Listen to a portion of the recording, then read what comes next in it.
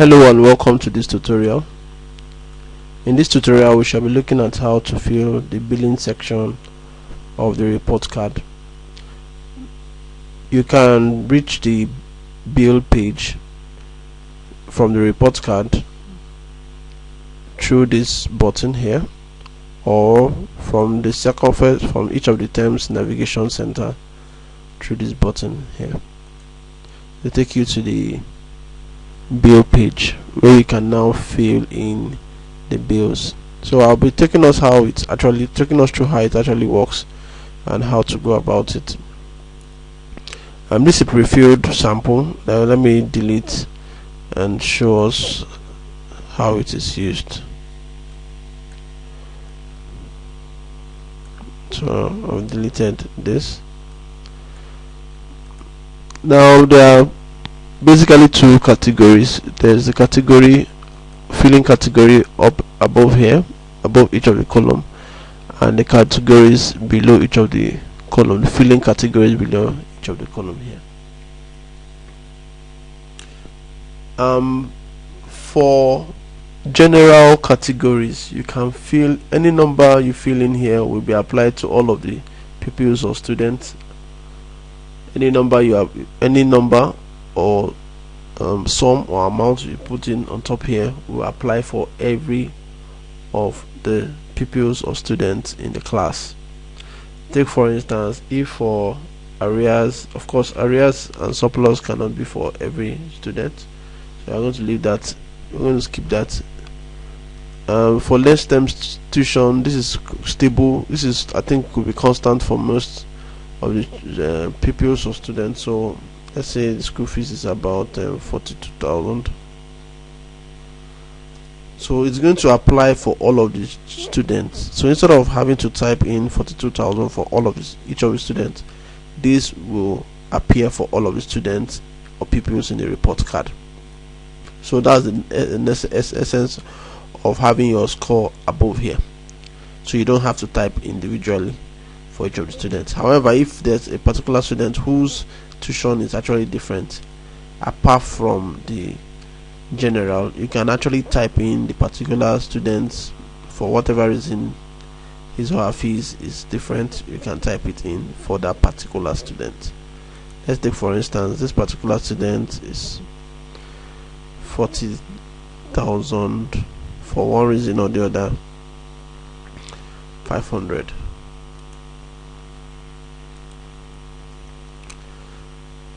So in the report card for Nina, instead of showing 42,000 as with everybody, it is going to show 40,500. So the value here is going to override the value above here.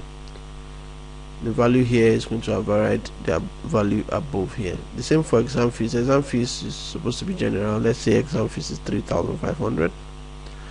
Let's say maintenance fees is 2,500. Everybody pays maintenance fee. Let's say not everybody pays for club, so there's no general fee. Let's say a few persons pay for club 3,000 naira. 3,000 naira.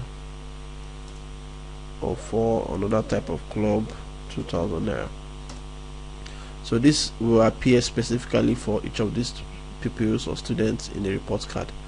Term program, if it's general, you can put in general sum 4,500. It will appear for all of the students or people. Science practical for only those who are concerned with practicals 2,000 naira. It's not general. For transport is also optional. Transport is optional. You can decide to put in the transport for each of the particular students. I'll get back to that. Less early payment discount, you can put in for the particular student 5,000.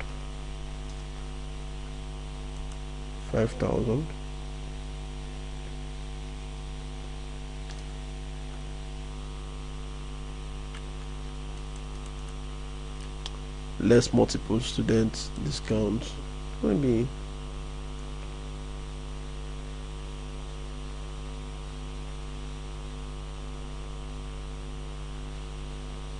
4,000. Of course, less is a negative value, so we have to put it in negative.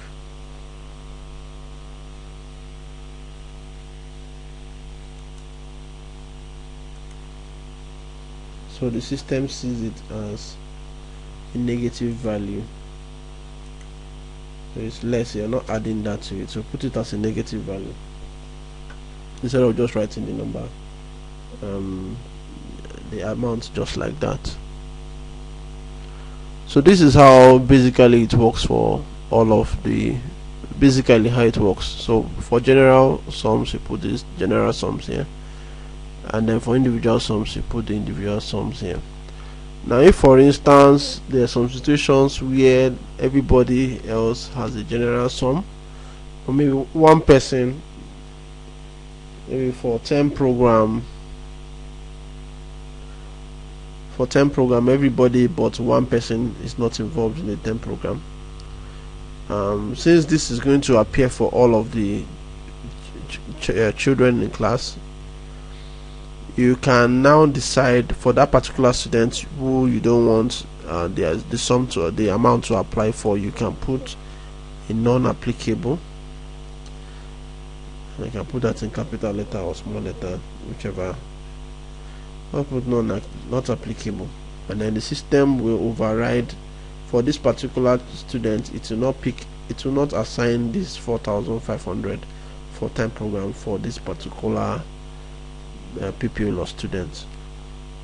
Arrears or surplus, let's say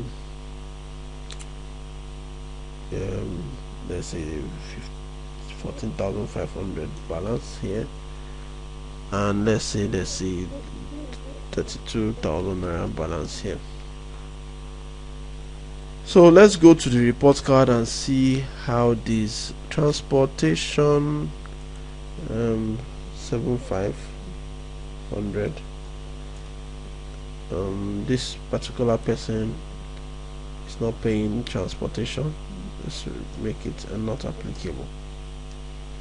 So the transportation is going to apply to everybody apart from this person. So you can go directly to the report card through this button here and see how it has appeared. So we have for let's see the person. Let's see for Iwuchukwu Marian. Let me pick Marian,